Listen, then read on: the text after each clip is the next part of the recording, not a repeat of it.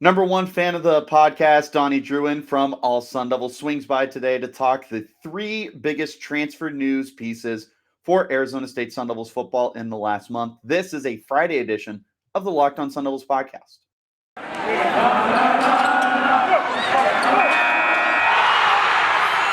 You are Locked On Sun Devils, your daily podcast on the Arizona State Sun Devils, part of the Locked On Podcast Network, your team every day.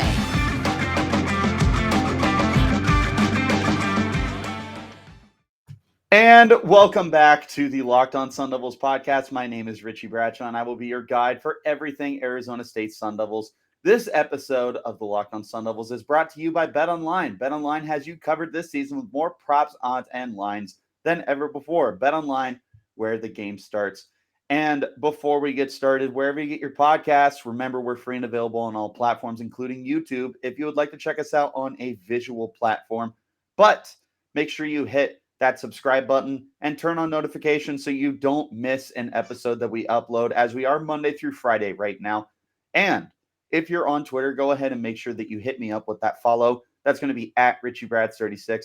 Follow my good friend Donnie Druin as well, at Donnie Druin, and follow all the All Sun Devils content that he pushes out at All Sun Devils. Donnie, thank you so much for swinging by as per usual. How you doing, my friend? I'm great. Yeah. So I don't know if you noticed this. You called me number one fan of the show, which is true, by the way. But I would also like to think myself friend, as number one friend. Whoops. I mean, I see your YouTube videos on my homepage all the time. So like I am probably your number one fan too. Well, I mean, I'll take that absolutely, but no. Let me amend that. This is number one friend of the podcast. Sorry, Connor. You're up there. You're probably number three, after Donnie Druin and Rashad White. So Two's not bad. No, not at all. So, Donnie, again, thank you so much for swinging by. Let's go ahead and hop right into our conversation. We're going to be going through the three biggest transfer news pieces for Arizona State Sun Devils over the last month. We're going to start off with the arrival of Emery Jones before we close out with Jermayne Lole and Richie Pearsall's departures. But going right into the Emery Jones news, Donnie, this was something that we had kind of speculated for a little while. And I remember this was something that you brought up at one point. This is the first time I had heard of it, too, was from All Sun Devils. So big old humble brag right there is Donnie Druin pointing out that the Sun Devils should be, or could be, at least pursuing Emory Jones. Yeah, I don't want to take too much credit because when you kind of put the pieces together, Arizona State undoubtedly was looking for outside talent at the quarterback position after looking at guys like Paul Tyson and Trenton Bourguet through spring practice. They obviously felt like they needed to add an upgrade. And when you looked across the country, basically it was only JT Daniels and Emory Jones and a big drop off between everybody else who was available at the quarterback position. JT Daniels ultimately moving on from Georgia, and then obviously you just have Emery Jones left. He was basically the only candidate, but I feel like the Sun Devils believe he's the right candidate for their offense. And I know we just touched on Bourguet and Tyson, and poor Paul Tyson, by the way, using up his free transfer to come to Arizona State, only to pretty much not be guaranteed to start a quarterback job like he had wanted after Jaden Daniels had left. There was a little bit of traction for Emery Jones coming to Arizona State shortly after spring practice, when everybody around the program kind of knew that, hey, neither of the two quarterbacks we expected to compete for the starting job is really, quote unquote, that guy. They are not that guy, pal. Trust me. So you look at a guy like Emory Jones, and Emery's commitment actually could have been a little bit sooner. I had one source tell me that the only reason he didn't commit basically right after Arizona State spring practice was because he graduated from Florida and it was his birthday weekend a couple of weeks after spring practice. Yeah, so he had a couple stuff going on. That's why he chose to kind of let it breathe out a little bit before he went and committed to Arizona State. As far as I know, the Sun Devils were the only team that he did visit with during the offseason. So it just felt like a match made in heaven. And for everybody wondering, yeah, I have had people tell me within ASU that they do expect Emery Jones to be the starter come week one. Yeah, and that shouldn't be too much of a surprise because Emery is a proven guy who had good numbers in the SEC. Now, he wasn't dominant, and for what it's worth, if you take away his game against Samford, where he threw 6 touchdowns, he was also a 13 touchdown to 13 interception guy. But Yep. for what it's worth, he definitely appears to be an upgrade over Jaden Daniels. Now, a little while ago, I had Locked On Gators host Brandon Olson and a good friend of both of ours swing by the That was a podcast, really good episode. and I appreciate that. See, That was a that's great what I'm episode. talking about. Number one friend and number one That's fan what of I'm the telling you, podcast. yeah. But Brandon Olson swung by to talk Emory Jones with me, and he had mentioned, and I think I agree with him. I'm curious about your opinions, Donnie, that Emory is a definitive upgrade over Jaden Daniels. What are your overall thoughts on that kind of a statement? It's funny because I feel like both you and I have talked about this both on and off air, how Emery Jones, if you're going to try to find a replacement for Jaden Daniels, like in terms of being almost a carbon copy, you're looking at a guy like Emery Jones. I mean, just like the athleticism for the quarterback position, the arm, but like the sometimes questionable decision making. It's all kind of there with Emery Jones, just like it was for Jaden Daniels. Now, I do agree that he's a little bit more refined in the fact that he has gone up against top tier SEC competition and has balled out against those defenses. Whereas compared to Jaden Daniels, where he did struggle against, the Pac-12 defenses, which I know the conference does get a lot of slack, but if you're going to pair any conference up against the SEC, they're going to look inferior. But no, Emery Jones, I feel like he's almost everything that Jaden Daniels was, if not a little bit more. I mean, the consistency is a very big issue, not issue, but almost like a question I want Emery to answer for me for the upcoming season. Dynamic playmaker, like we already kind of touched on with his legs. You can never really discount him taking off. I think the most important part, though, and maybe this is where Jaden Daniels definitely lacked, wink, wink, the locker room video, leadership. Emery Jones is a leader. And I believe it was Sun Devil Source where Emery Jones talked with after he had committed, and he said Arizona State told him they were looking for a leader in the locker room. So that's undeniably one of his best qualities. And I remember, and shout out to Brandon as well. Brandon Dawson on the one of the previous episodes with you said more than anything, he's a phenomenal guy. So you hope he could take his talents both on the ground and through the air, combine his leadership, and take Arizona State to heights that some people probably think they shouldn't touch next year. Yeah, and I love that you mentioned the explosiveness because I feel like that's one of the attributes that he really brings to the table that we saw with Jaden as a runner, but did not see that as a passer. Now, one of the most interesting things that I saw when looking at Emory Jones was his composure when the blitz was coming in. And he was one of the most effective quarterbacks, not only in the SEC, but across the entire country in blitz percentage, or not blitz percentage, but like his like passer rating and his completion percentage and the big playability when the blitz came in. And looking at the tape and the highlight reels, you see a guy who's not afraid to stay in the pocket, step into the pocket, and keep the eyes downfield instead of panicking. And I feel like that was a big time issue with Jaden was when the blitz would come in, he would get panicky in the pocket or he would roll out immediately. And I mean, there were times where it worked. There were times where he would roll out of the pocket and it turned into that really splashy big play running that we saw. But Emory appears to be a pretty good upgrade in terms of pocket presence as a quarterback. Yeah, that was the one big knock on Jaden. You saw everything else out of him that you wanted. And Richie, I know you remember just as much as I do after Jaden's freshman year, they were talking about him as a potential first round pick whenever he wanted to go out and into the draft. And, to kind of see how he went stagnant a little bit in his career, it was unfortunate. And I do hope him and wish him all the best for his future endeavors at LSU. But yeah, I mean, when talking about pocket presence and just the ability to stay calm and collected, Emery definitely has the upper hand over Jaden because when you go back and you watch a lot of those ASU games and, the games where ASU just blew it, I'm thinking of BYU, I'm thinking of Utah. There were times where Jaden got a little bit routed in the pocket, and then a couple plays later he started seeing ghosts, and it came back to haunt him with his decision making and just overall ability to take care of the football, which is something that Jaden was heralded for his freshman year at Arizona State. So very interesting. I don't expect Arizona State to change too much with their offense. I still expect a pro style offense to come from them. You saw a lot of designed quarterback runs with Emory at Florida. I'm not exactly sure what the game plan is and what Glenn Thomas, ASU's, offensive coordinator, wants to do with that, but at least the ability is there in his back pocket just in case. Well, looking at the Arizona State Sun Devils offense, this seemed like a perfect tailor-made fit for Emery Jones.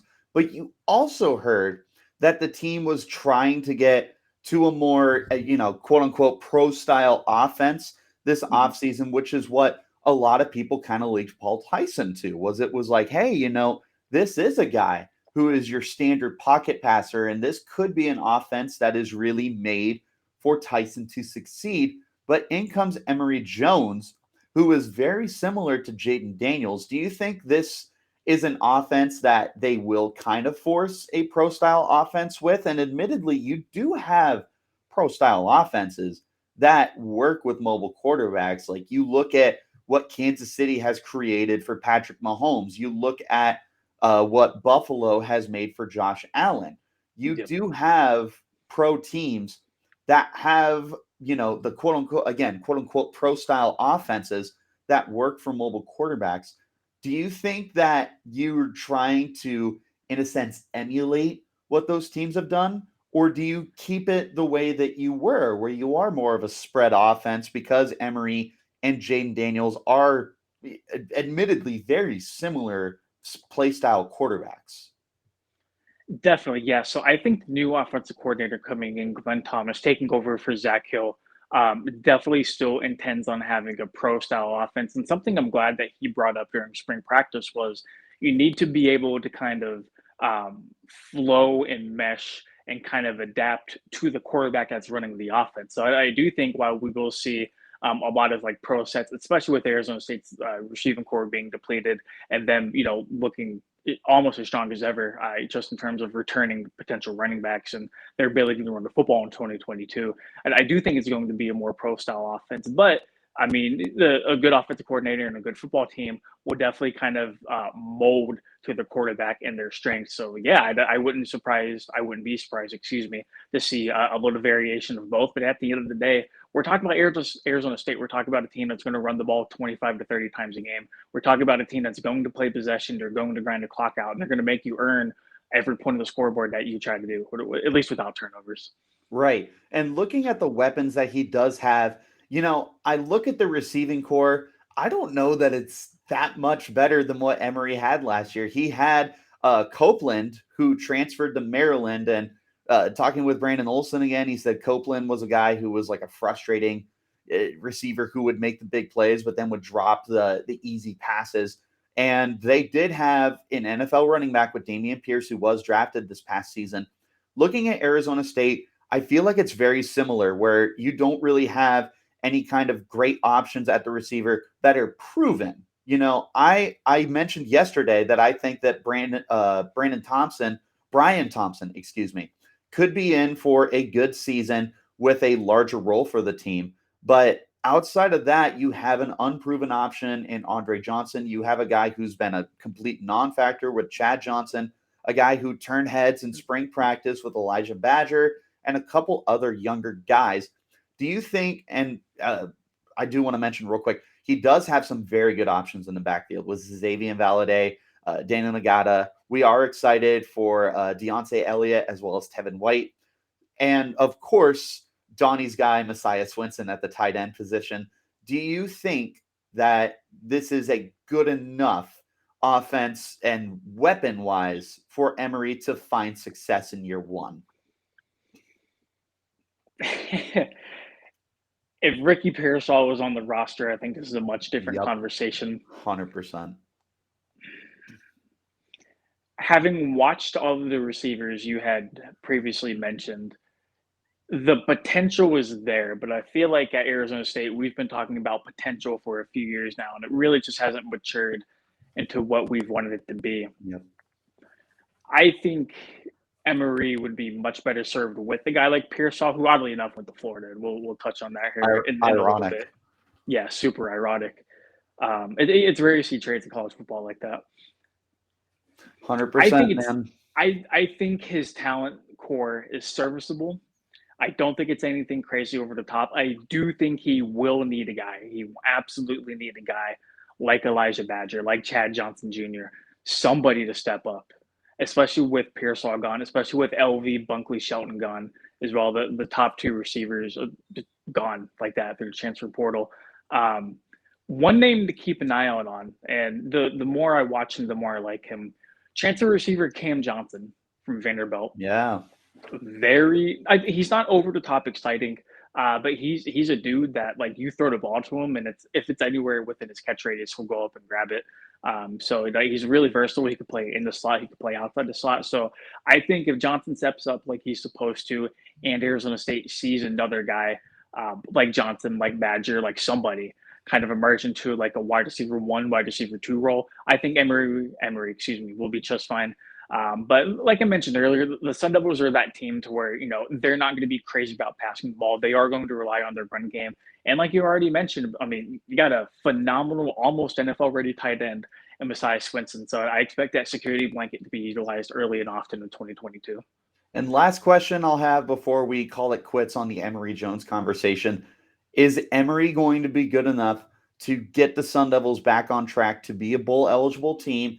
Maybe surprise some people in the South Division and overall just build enough confidence to perhaps give Herm Edwards one more season?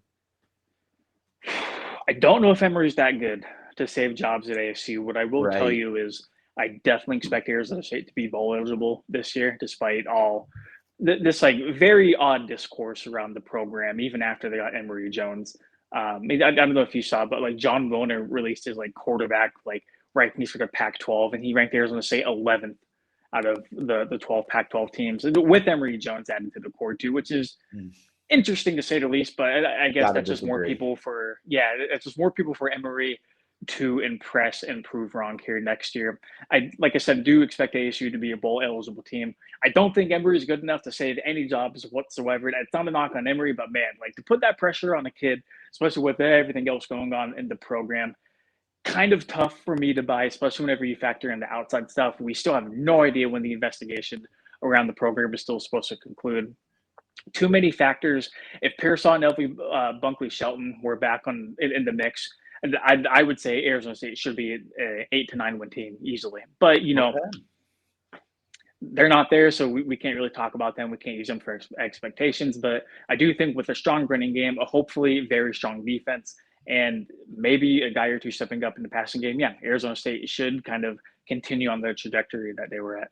Well, I like it. Donnie Druin a lot more positive about this team than I am. Trying not to be negative Nancy here, but it is not the easiest thing in the whole world to do. Let's go ahead and hop into our first break. When we return, we're going to go ahead and start the conversation about two guys who left the program. We'll go over that in just a minute. This is the Locked On Sun Devils podcast.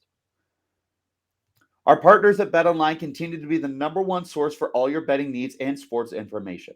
Find all the latest odds, news, and sports developments, including this year's basketball playoffs, Major League Baseball scores, fights, and even next season's NFL futures. BetOnline is your continued source for all your sports wagering information, from live betting to playoffs, esports, and more.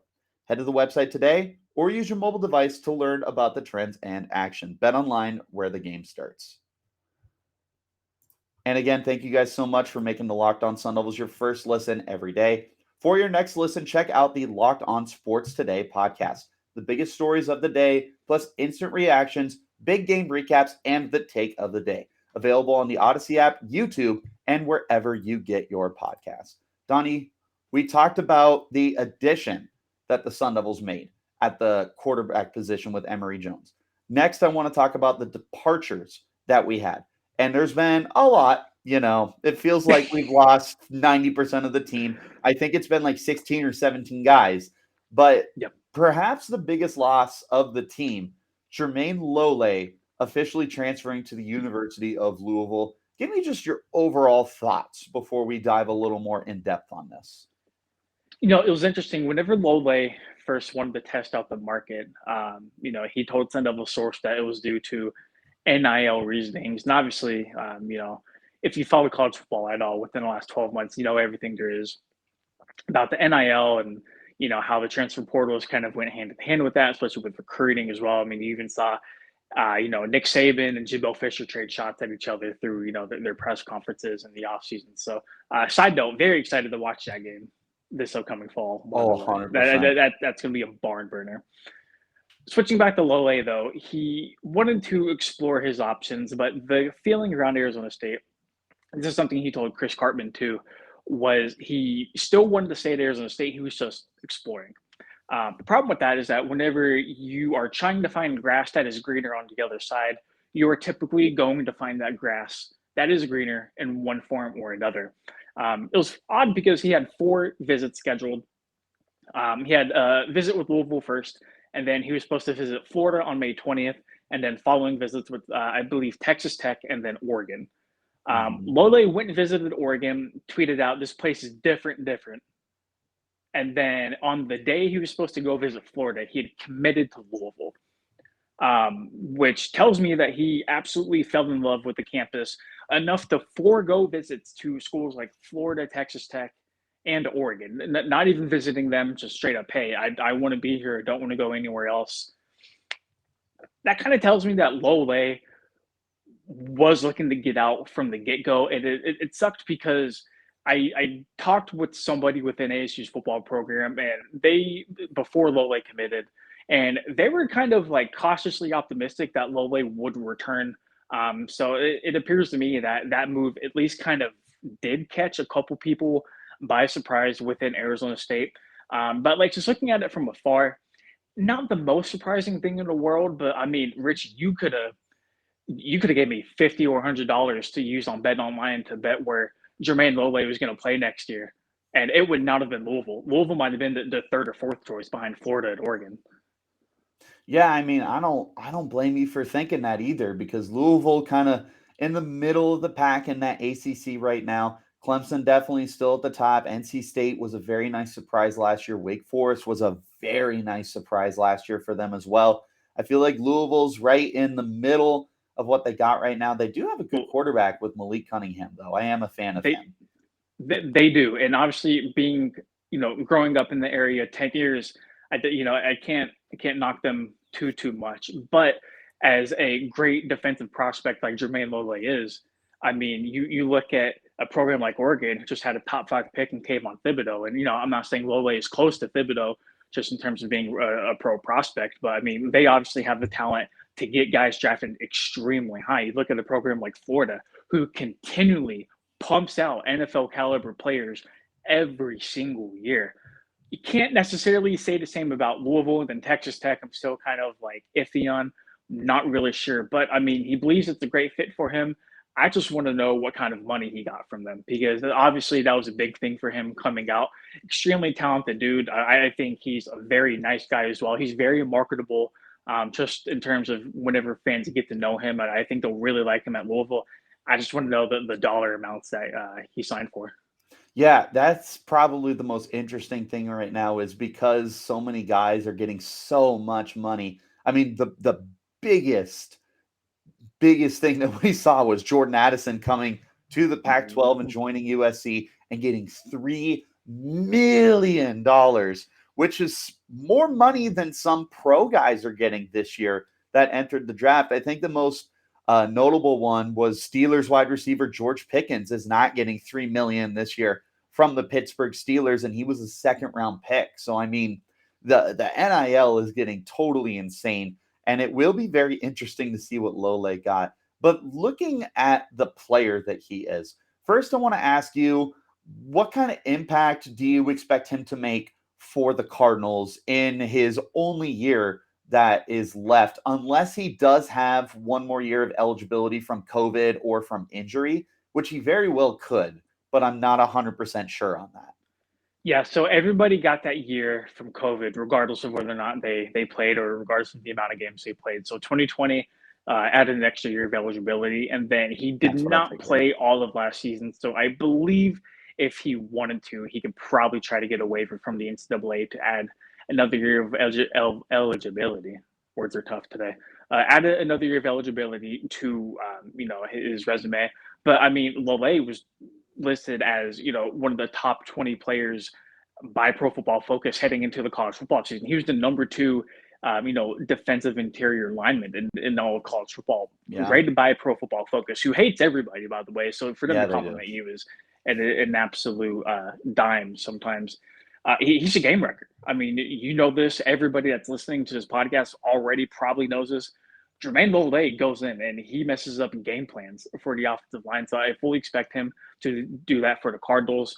Will he be just like a transcendent defensive lineman like Ndamukong Suh was?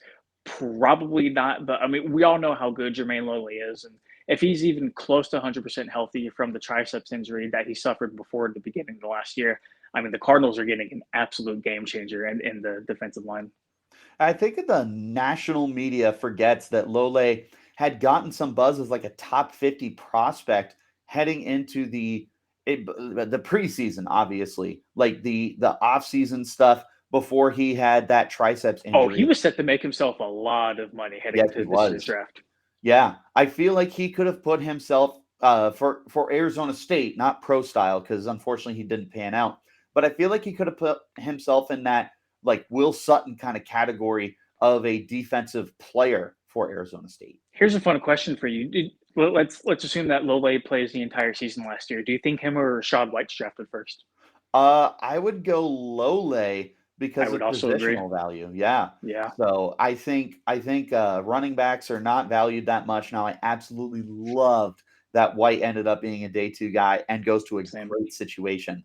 But I think that Lole, like you mentioned, is a game wrecker. I mean, this dude will take your game plan, crumble it up into a ball, and shoot it into the trash can and yell Kobe while he does it. So looking at Arizona State, though, how does this impact the team? Because this just added to the laundry list of players that you lost, including Eric Gentry, both guys who I ranked as the top 2 players returning to Arizona State before they transferred. I feel like Lole might have been the nail in the coffin here. It definitely sucks losing a guy like Gentry and then Lole on top of that. In what was supposed to be the strong point of Arizona State's football team, which was the defensive side of the ball, the side of the ball that was supposed to win you games next year. To lose 2 of your top players, it definitely hurts. But like I've told you, and like kind of the general consensus is around the Sun Devils, if you're going to lose somebody at any positional group, it's going to be the defensive line. I think Coach Rob Rodriguez does a phenomenal job coaching his guys up, and I think that the depth at the defensive line is phenomenal. You have freshman Robbie Harrison, who a lot of people are extremely high on. Thankfully, Omar Norman Lott decided to return to Arizona State, yeah. so that was another boost to the defensive line. TJ Pesafea is another name to watch. He had a pretty good spring practice, but I think all eyes are kind of on BJ Green now. And BJ Green, who led the team in sacks last year with 5 as a basically like a defensive tackle, almost like a nose guy. Look for him to have a huge impact heading into 2022. All eyes are going to be on him. It's never fair to expect somebody, especially a guy like BJ Green, to fill in the shoes of a guy like Jermayne Lole. But I mean, there's a lot of excitement about BJ Green. So if you're picking one guy to watch next year to kind of help fill that role as best as possible, it's going to be Green. Yeah, I mean, BJ Green is a guy that me and Connor were really starting to get high on when Connor was still with the podcast earlier in the year. BJ Green, definitely someone that I'm excited for. Actually talked about Robbie Harrison yesterday on the podcast as a potential like sleeper impact guy for the team. Love that you bring up Pesafea. I totally just butchered that. How do you pronounce it? Pesafea. Okay, I'm going to remember that moving forward. But I know that you had brought up Pesafea a few times during spring practice as a guy who was starting to show out big time. I'm a huge Omar Norman Lott fan as well. When he did decide to come back to Arizona State, that was huge for the team. So I think there is a lot of guys here, and this was something I mentioned on the podcast yesterday, is right now until someone definitively stands out, you're going to rotate these guys, and I do really like the idea of rotating them. I also like the idea of Nesta Jade Silvera potentially finding himself. Cannot forget about him. Yeah. So don't forget about Nesta, and then don't forget about Garen Stansberry as well. Coach Rodriguez called him a Doberman spring practice, and Doberman's kind of whenever they're a puppy, a little awkward. Don't really know what to do with the big size, but once Doberman kind of gets in the groove a little bit, start adding muscle, definition to the Doberman, it's a wild dog. And that's exactly how Arizona State sees a guy like Darren Stansberry. So that'll be another interesting development to watch next year as well. Yeah, definitely. Lots of guys to rotate around, get creative, do a little experimenting because right now, without any definitive guys, like you said, I feel like BJ Green is probably the best and most proven guy there. And then rotate the other guys until you can find a groove and a rhythm with what you see. And obviously, not defensive tackle, but here's hoping, fingers crossed, that Trevez Moore can find a way to stay healthy. Yes. Yeah, please. 100%. Let's go ahead and head into the final break of this edition of the podcast. When we return, we got one more guy to talk about, being Richie Bradshaw. This is the Locked On Sun Devils podcast. And again, thank you guys so much for making the Locked On Sun Devils your first listen every day. Make sure that you tune into the Locked On NBA Big Board podcast. Rafael Barlow, Richard Stamen, Sam Ferris, and Lee Thulin give fans an in-depth look into the biggest prospects and the latest player rankings, and of course, big boards. Follow the Locked On NBA Big Board every day on the Odyssey app, YouTube, and wherever you get your podcasts. Donnie, if it wasn't bad enough to lose Lole, we did lose Ricky Pearsall as well, the number one wide receiver heading into the season for Arizona State, number one by a landslide. This was a guy that I had said many a times was Julian Edelman light, and it was just so crappy that we had to lose him. Obviously, I'm pro player. I hope that it works out for him. He gets that NIL money and maybe benefits himself for his future and gets to play with the Richardson kid, quarterback. I can't remember. Is it Antonio Richardson or something like that? I think they're calling him AR-15 down in Florida, so it's got to start with an A. Yeah, sounds like Antonio Richardson is correct, but I know that he's a guy that Anthony, yes, Anthony Yep. Richardson. Thank you. I know they're very excited about him. I'm sure Pearsall's very excited about him. And like I mentioned earlier, Brandon Copeland, their number one receiver from last year, is gone. So Pearsall has an inside track to be their number one receiver. Overall thoughts on Pearsall's departure? Tough. The timing was always something that kind of caught me, because with Jermaine heading the transfer portal, you knew it was definitely for NIL, and you couldn't really blame him. Reports initially came out whenever Pearsall entered the portal, and like Eric Gentry as well. Eric Gentry went and secured a bag at USC, so you don't really need to question the motives behind that. But whenever Pearsall hit the portal, it was, hey, it's not NIL driven, it's kind of just like football driven. Then that's from one of his family members, is that it's more so a football thing. Why go through all the spring practice and then know your program is going to be searching for an outside quarterback, one that, at least consensus wise at the moment, is viewed as a better quarterback than the two you have right now. It's a climate and a program you're very comfortable with. You're the number one guy here. Why now? Why make that move? And he ends up going to Florida. He also did draw interest from Oregon and Auburn, and I believe there was one other program. I think Notre Dame was also interested in him as well. Ultimately, it came down to Oregon and Florida, and obviously ended up choosing the Gators, which, funny enough, their slogan for this upcoming year is "Scared money, don't make money." And so I think that's hilarious when looking at the grand scope of why Pearsall left. As far as Arizona State goes, definitely a big blow. I know he's not really viewed as like a top receiver, but he was Arizona State's top receiver, and he's a very nifty guy in the slot, a superb route runner, great after the catch as well. And to quote the great Boobie Malice from Friday Night Lights, and he can pass. So I believe he had 2 throwing touchdowns during his time at ASU as well. So he was the Swiss Army knife that Arizona State looked to whenever they needed a big play. And I feel like majority of the big plays that weren't Rachaad White last year came down to Ricky Pearsall doing it, making that big play that they needed. So for the program to lose him after losing Jaden Daniels, 3 of their 5 starting off the linemen, and losing Rachaad White and Chip Trainum and LV Bunkley Shelton and the tight end to the NFL draft, not great, Bob. Not at all. Arizona State got absolutely decimated at the wide receiver position. But looking from the scope of the Gators, what's this kind of impact? Do you think he could be the number one receiver? How does this help Anthony Richardson? Is this going to help the offense definitively? Is it going to kind of keep them where they were last year? Just kind of overall thoughts. Yeah, to kind of touch off of what Brandon was telling you about. And by the way, for those who are listening, if you want to know a little bit more about, just Pearsall, what he might bring to Florida, I think Brandon did a fine enough job covering the entire scope of the offense where you can get a good idea of what Pearsall is going to be like in the Gators uniform.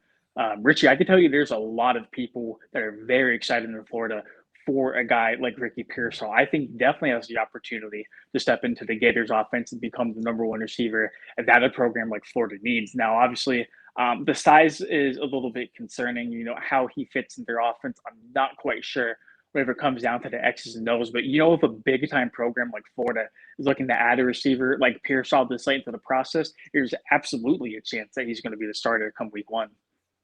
Wouldn't surprise me. And I mean, you had mentioned this, and I feel like a lot of people kind of forget this factor of Pearsall is he truly is a playmaker for the team. Had a passing, rushing, and plenty of receiving touchdowns for the team last year. And anybody who watched all of the games, if you recall the UCLA game, I mean, he absolutely torched them multiple times. Look, this isn't Tyreek Hill. He's not running a 4.2 40 time, but he's got that game speed where he's going to be a lot quicker on the field than he is on the track and on the 40 time. And pretty much whenever the ball was in Pearsall's hands, it felt like he had a chance to make a play, whether that was getting a clutch first down or burning a team deep. And overall, I think Florida is getting a very underrated playmaker. But flipping to the Arizona State side of things, we had kind of touched on this previously with Emory Jones, and we've hinted at it throughout the podcast. But give me your thoughts on his departure from Arizona State. On Pearsall or Bunkley Shelton? Pearsall. Okay. Yeah, so just in terms of Arizona State, definitely a big loss. The Cam Johnson, arrival from Vanderbilt does help a little bit. And if you did watch Arizona State's spring showcase, Giovanni Sanders was kind of the second guy to replicate a lot of what Ricky Pearsall did in the offense. I don't know if that was just an experimental thing from Arizona State's, offensive coaches. I don't know if Giovanni Sanders does have a bigger role than probably a lot of us think he does at the current moment. But when you look at the overall scope of the receiving core, somebody's got to step up. Somebody has to step up in order for Arizona State to be able to do the damage that they need to do next season, whether that's Cam Johnson from Vanderbilt. Elijah Badger is a guy a lot of people have eyes on. Sat out last year, didn't sat out last year, but didn't really touch the ball like he should have last year. Was it due to Ricky Pearsall and LV Bunkley Shelton being there? We don't really know, but now it looks like his opportunity to shine whenever the team needs him to the most. Chad Johnson Jr. has been not living off of his dad's name for a while, but there's a lot of hope that he can almost replicate the things that his dad did at the professional level at Arizona State. So, you don't really know what you have going on there. Brian Edwards, you already brought him up, a veteran guy that they got through the transfer portal from Utah. Somebody's got to lead this group of young pups. It's time for him to step up and, hopefully earn himself some money next year. I said this earlier in the podcast. There's potential in the receiving core. I mean, you see it, I see it. Everybody that follows Arizona State football knows what these guys can do. But the problem is that Arizona State's receiving core for the last couple of years, basically after Frank Darby departed and got hurt, it's been potential. And that's been kind of it outside of Ricky Pearsall. Pretty much, man. It just feels like there was a nice little stretch there where Arizona State was very strong at the receiver position. You had Jalen, you had Nikhil, you had Ayuk. There was the potential of Darby, and Darby got injured, but he was a very good deep threat for the team. And now the last couple of years, it's like you said, it's been the potential. It's been the hope that someone can stand out because Pearsall has been the number one receiver. And he's not been spectacular, unfortunately, but maybe some of that has to do with the quarterback play. Regardless, Arizona State is certainly hurting at the wide receiver position, and losing Pearsall it feels like a death blow. We didn't have enough time to talk about Bunkley Shelton. This is something that we could always touch on in the future. He is another big-time loss. Anyone who listens to podcasts knows that I was a big Bunkley Shelton fan heading into the year. And when Pearsall announced he was transferring, I was also very high on Bunkley Shelton right before he announced that he was transferring, and he is going to Oklahoma, which is interesting because they're going through a transitional phase, losing their top two quarterbacks and Lincoln Riley. But, neither here nor there. Ultimately, I think that Pearsall maybe is looking bigger picture, similar to Jaden, where maybe he thinks that playing in a more national spotlight in the SEC on the East Coast, where he's not playing his games, at 10, 11 at night on the East Coast, there is a little more opportunity to get noticed there. Maybe there's an upgrade at quarterback. Maybe Anthony Richardson is going to be better than what Emory Jones is. I know there's a lot of people excited at Florida over him. So maybe there's some big time upside for him to be, just a big upgrade over what Arizona State had. Yeah, and that's something you definitely can't blame him for either. And I know no. a little bit earlier in the podcast, you had said that you were pro player, and I feel like I would like to think I am a little bit aligned in the same views as well. I mean, honestly, man, if you're trying to go to the NFL draft, and I know the Sun Devils did have two receivers taken in the first round in back-to-back years, but just in the overall scope of the national spotlight, I would rather take my chances at a program like Florida, Oregon, Notre Dame, or Auburn as opposed to Arizona State. And, that's no slight to the Sun Devils. That's no slight to the things that they've been able to accomplish over the last couple of years. But just trying to play the long game, yeah, absolutely. I think you almost have to roll the dice. And maybe that's what Ricky Pearsall did feel. He felt like now was probably a better time, almost more than ever, to, test his luck. He had a free transfer in the portal. He hadn't used that. And, I mean, he ended up going to Florida. The teams were definitely interested in him. And, hopefully it pans out for him. Hopefully, man. Like I said, definitely pro player. Obviously, the Arizona State fan in me is super bummed that you're losing two of the best players that you had returning here. But with NIL opportunities, the potential to increase your draft stock, which all these kids' dreams is to get to the pro level. And both of them, the other being Lole, who we previously talked about, both of them do potentially have NFL futures. So Here's hoping that it does work out for them. But we're going to go ahead and wrap up this edition of the Locked On Sun Devils podcast. Again, thank you guys so much for making us your first listen every day. Remember, we're free and available on all platforms, including YouTube, if you would like to check us out on a visual platform. But wherever you get the podcast, make sure that you hit the follow or subscribe button and turn on notifications so you get an update whenever we put out new content. Follow me on Twitter at RichieBrads36. Follow the podcast while you're there as well at LO_Sun Devils. And Donnie, please do a quick little plug for where the people can find your content. Yeah, at All Sun Devils on Twitter, straight like that, and then at Donnie Druin for all Sun Devils and Phoenix Suns coverage. If you guys like the Suns, check me out, please. Funny enough, I was going to plug that for you. So, yeah, there's Phoenix Suns coverage. Donnie does a little bit of Arizona Cardinals coverage, and he does the Arizona State coverage, obviously. So, Arizona sports fans, and I know there's a lot of you listening to this podcast, definitely make sure that you hit the subscribe button for Donnie because he's constantly putting out new content. Absolutely love it. Donnie, this obviously is far from the last time you'll be back on here. I'm sure we'll get you on very, very soon again as the NBA draft is coming up. And I would love to talk a little bit about our guys, Marion Jackson and Kamani Lawrence, and maybe potential futures for them. Who knows? This will be something that we get to talk about, though. But that is going to wrap up the Locked On Sun Devils podcast Friday edition. I will have a bonus episode coming out tomorrow for you guys. So stick tuned for that. And until next time, you keep it locked right here on Locked On Sun Devils.